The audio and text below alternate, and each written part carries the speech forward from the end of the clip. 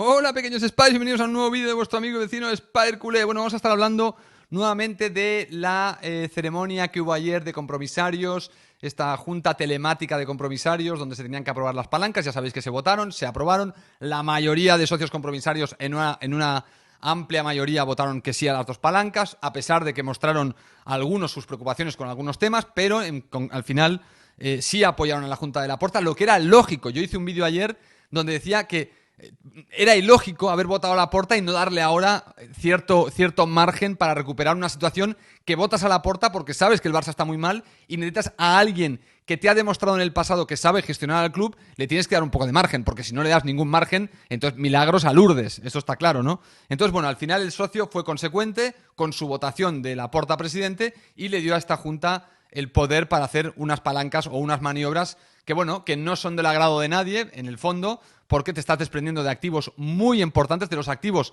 más importantes del club, o parte de ellos, y evidentemente pues no es la idea. La idea es que tus activos los monetices tú al máximo posible, excepto que alguno de estos activos, como el Barça Studios, que ahí sí que habría...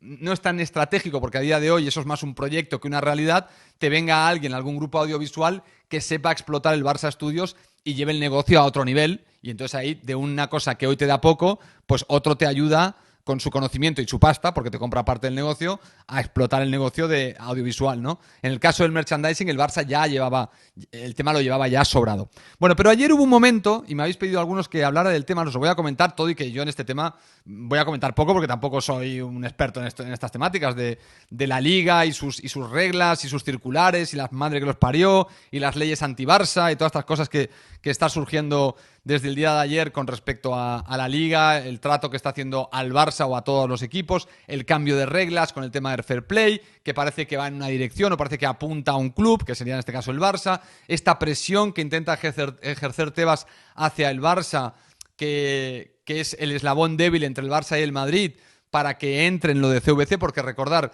que Barça y Madrid son los dos clubes más potentes de la Liga, ninguno de los dos quiere el acuerdo de CVC, y entonces la Liga, para forzar, está haciendo el divide y vencerás. Intento dividir. ¿Cómo puedo dividir? Bueno, sé que hay uno que está muy fuerte, que es el Real Madrid, al que no le puedo hacer daño porque financieramente hablando tiene las cuentas en regla, pero sin embargo tengo a otro que además deportivamente hablando no está bien, tiene que reconfigurar su plantilla, no tiene margen en el fair play financiero, pues voy a intentar ahogarle lo máximo posible para que se vea forzado a romper esta asociación con el Real Madrid, se sume a lo de CVC, a la Liga, ¿cómo se llama? Esplendor, a la Liga Impulso, la Liga no sé qué pollas, y entonces el Madrid quede solo y estando en solitario quizá el Madrid acabe reconsiderando también su postura de la Superliga y de CVC. Creo que hay toda una movida de ajedrez ahí entre el Barça y la Liga, donde el Barça se ve un poco como el eslabón débil y por eso la Liga se ceba más con el Barça porque no tiene mucho que hacer desde el lado del Real Madrid. Es una pena porque estaría muy bien que fuera al revés, pero nos toca a nosotros ahora porque hemos tenido un dirigente que se llama Bartomeu, que bueno, que es que no, yo no me cansaré de repetirlo, es que ha llevado al Barça casi por no decirlo a la ruina. Seguramente a la ruina técnica, no a la ruina pragmática, porque el Barça sigue ahí operativo, pero vamos, que poco nos ha faltado. Bueno, antes de empezar a hablar de esto de la ley anti-Barça que salió ayer, que lo dejó caer Laporta, nueva chinita que le tira al señor Tebas, dejadme que os recuerde que os podéis suscribir al canal del Spider, que podéis visitar el canal, el nuevo canal de Venom, Historias de Venom. No es el Venom. Hay muchos de vosotros... ¿Qué pasa con todo, no? Ah, pues a mí me gusta más Venom que el Spider. A mí me gusta más Tío Ben. Pues a mí este no me gusta, a mí no sé qué. Bueno, si eres de los que no te gustaba Venom, no te dejes guiar por lo que has visto en este canal de Venom. Porque el Venom de Historias de Venom es la misma voz, es el mismo chaval, pero no tiene nada que ver. O sea, no tiene absolutamente nada que ver. Aquí estás hablando de un Venom aficionado que se deja llevar por sus emociones, y ahí estás hablando de un Venom narrador, analítico, estructurado, profesional. Bueno, una pasada. Bueno, así que te invito a que vayas a ese canal también, te suscribas y le des likes a los vídeos, evidentemente. Bueno, entonces vamos a hablar de esta ley anti-Barça que me habéis dicho, hostia, Spider, comenta esto que dijo Laporta y tal, ¿qué te parece? Pues mirar, me parece... no sé qué me parece. Es difícil porque realmente es una ley anti-Barça. Es que ahí está el problema, ¿no? Que a veces uno siempre cree ser el centro del universo. Yo me creo el centro del universo muchas veces y luego te das cuenta de que en realidad no, hay cosas que pasan, pero que no son realmente porque tú estés involucrado, sino que simplemente casualmente tú estás involucrado, ¿no? ¿Sabes? No hay una correlación directa. ¿Es esa ley anti-Barça así? Hombre, se podría analizar así porque al final el Barça es una de las canteras más prominentes del país, por no decir la más importante. Y claro, nosotros justamente estamos en un proceso donde nos vemos obligados a tirar de cantera. O sea, no es que no tiráramos de cantera antes, es que ahora podría haber una fuerte necesidad de tirar de cantera. ¿Qué es esta ley anti-Barça o esta circular que ha pasado la Liga con esta nueva norma? Bueno, la nueva norma indica que los salarios de los jugadores menores de 23 años y que están en categorías inferiores o que son incluso menores de edad computan para el fair play financiero del equipo, del primer equipo. Es decir, que si tú tienes a Gavi, que está en el juvenil A, o le haces un contrato profesional, pero con ficha del B, pero con esta capacidad que tiene el Barça o cualquier equipo que tiene un filial, de que algunas fichas del B pueden entrar a jugar en el primer equipo en determinadas ocasiones, o sea, hay un cupo de jugadores que sí pueden entrar a formar parte de la plantilla del primer equipo estando con ficha del Barça B, o estando federados, digamos, con ficha del Barça B, no del primer equipo.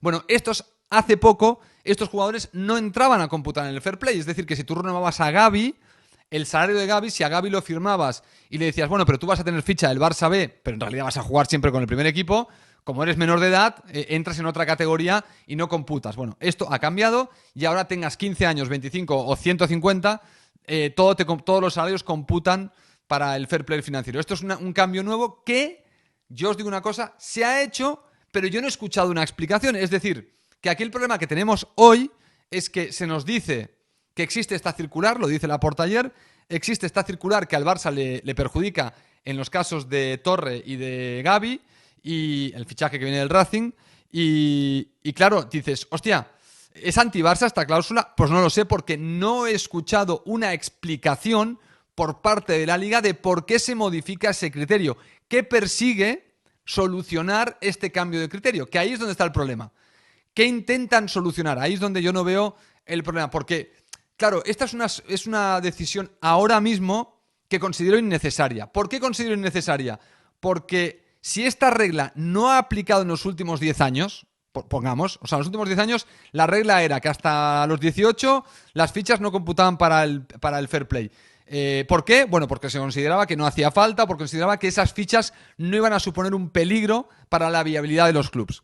Y más porque muchos clubes no tienen canteras como las del Barça, con lo cual, bueno, pues el Barça puede absorber mucho mejor fichas de jugadores que vienen de abajo, que no requieren compra, que no requieren fichaje, que es simplemente un aumento de salarial que muchas veces es progresivo, ni siquiera pegan un salto. Nadie salta del Barça B al Barça y está cobrando en el Barça B $500,000 al año y sube al primer equipo y cobra 10. Esto no ha pasado en la vida. Siempre hay un salto progresivo en los contratos de los jugadores que pasan del B al Barça, con lo cual quizá es la forma más orgánica y más saludable de gestionar un club de fútbol cuando subes a jugadores de la cantera, porque el crecimiento es orgánico. A medida que ellos van despuntando, van cobrando más. No es como cuando fichas a alguien y te lo traes, un Coutinho, le pagas un pastizal y resulta que no rinde.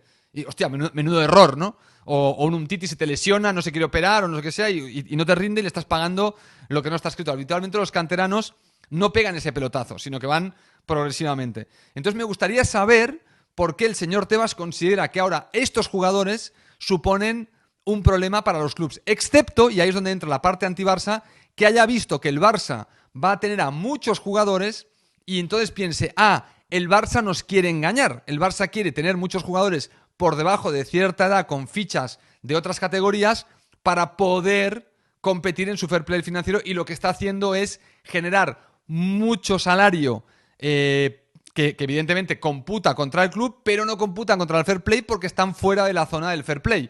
Y habrá dicho la Liga, hombre, claro, si no perseguimos esto, el Barça tendrá 4, 5 o 6 tíos quizá en el primer equipo que no estarán computando para el fair play. Y la Liga habrá dicho, esto es injusto. ¿Para quién es injusto? Hombre, para los otros equipos que no tienen esta capacidad de tener tantos canteranos jóvenes en el primer equipo. ¿Qué resuelve eso? Una injusticia ficticia, porque el fair play financiero no se trata de una justicia deportiva. Lo que se trata es de una justicia o de un control monetario para que los clubes no entren en una deuda excesiva y se conviertan en sociedades poco solventes o que tengan que entrar en quiebra. Es decir, que se intenta hacer un poquito de policía para no permitir que los clubes se autoarruinen. Y dirás, hostia, ¿quién se quiere autoarruinar? No, nadie, pero hay gente que se arruina aún sin querer arruinarse. Por ejemplo, Bartomeu casi arruina al Barça.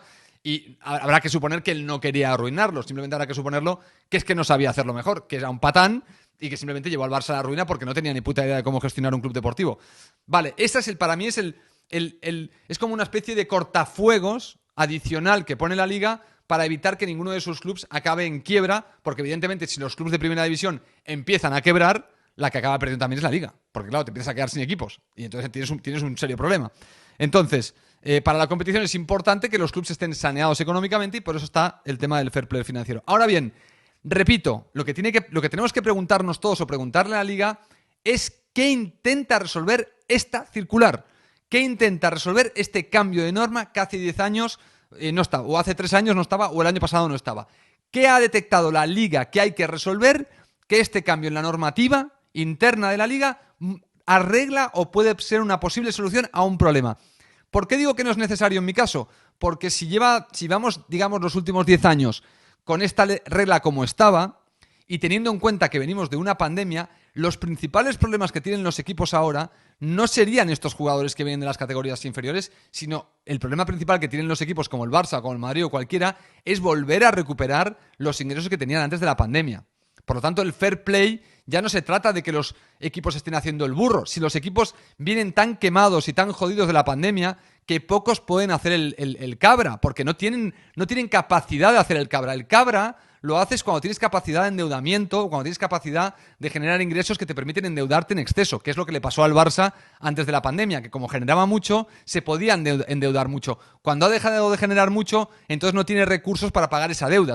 Es tan simple como que tú te compres una casa muy cara porque tienes un salario muy alto y de repente te despidan del trabajo. Claro, tienes la hipoteca que es muy cara. En su momento la podías pagar, ahora no puedes. ¿Has hecho el cabra? No, has tenido mala suerte que te han echado del trabajo. Claro, sí que es verdad que puedes hecho, hombre, te puedes haber comprado una casa a la mitad de grande. Claro, pero bueno, uno se mueve acorde a sus ingresos presentes y su proyección en el futuro. ¿Qué pasa? Que la pandemia, tú puedes imaginarte que te pueden despedir del trabajo. Es muy difícil imaginarse una pandemia mundial como la que vino. O sea, es muy difícil pretender que el Barça o el Madrid o el equipo hubiese dicho, hostia, voy a ahorrar, no sea que venga una puta pandemia mundial y se cierre todo el planeta y acabemos todos como el culo. Claro, es que esto, a ver quién lo vio venir. Por eso que no acabo de entender esta supuesta, no sé si es una ley anti-Barça, repito, ley anti-Barça me parece una palabra muy grosera, muy grande, pero me gustaría que la liga, que alguien le preguntara a Tebas esta circular, primero, que la explique, que nos la muestren, que todo el mundo la podamos ver, y segundo, que nos expliquen qué intenta resolver esta circular. ¿Cuál es el problema que la liga ha detectado que la implementación de esta nueva regla resuelve o intenta resolver? Porque aquí no parece que haya un problema que se resuelva con esta medida. Y este es el problema principal con el que uno sospecha por qué la liga hace esto. Primero porque no lo ha explicado y segundo porque yo no acabo de entender qué problemática han visto en los equipos de primera división que requiera una norma tan estricta como la que dice Joan Laporta que se acaba de implementar y que curiosamente al equipo que más afecta, curiosamente, es al Barcelona. Así que esta es mi opinión. Necesitamos más info sobre esta ley anti-Barça que dijo ayer Laporta. Necesitamos entender mejor esta circular y necesitamos mejor que Tebas nos explique por qué se implementa esto. ¿Cuál es el problema que se intenta resolver que no se había resuelto o que se había detectado en los últimos años que se estaba produciendo y que esta medida va a resolver? Como no lo sabemos, es muy difícil ni siquiera juzgar qué coño significa lo que hace esta nueva norma. Así que creo que harían bien los periodistas deportivos en empezar a preguntar a Tebas y al Barça un poco que nos expliquen bien cuál es la justificación. Porque quizá en la circular está la justificación, pero nos falta saber la justificación para realmente saber si es una ley anti-Barça o no. Porque a veces, repito, las cosas pueden tener una correlación causal o casual. Si es causal, sí, entonces sería anti-Barça. Si es casual, es una casualidad que simplemente es una regla que justamente perjudica más al Barça. Evidentemente, como yo he sobremojado en algunas cosas con el Barça, pues evidentemente, claro, desde el Barça sospechamos. Pero bueno, yo a día de hoy no me pondría en plan todavía a crucificar a nadie porque hay una ley anti-Barça en la Liga, no, Dios. Espérate.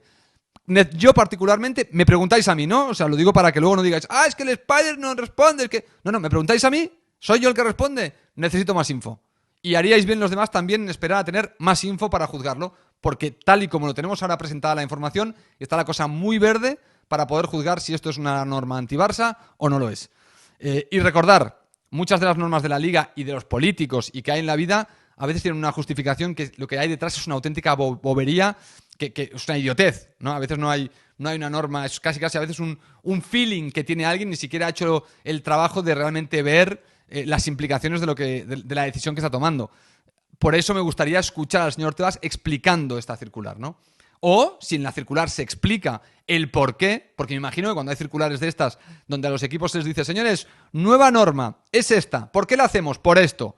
Queremos resolver este problema. Vale, pues ahí puedes decir, claro, si la circular no indica por qué o qué se está intentando resolver, bueno, claro, entonces las conjeturas y las hipótesis son varias y una de ellas podría ser que la Liga quiere seguir presionando al Barça para que firme lo de CVC porque hemos visto la actitud de Tebas y evidentemente ha sido una actitud de presión. Señores, lo vamos a dejar aquí. Nos vemos en el próximo vídeo de vuestro amigo vecino de Spider Culé. Suscribiros y hasta la próxima. Suscríbete, yo soy Spider y soy culé.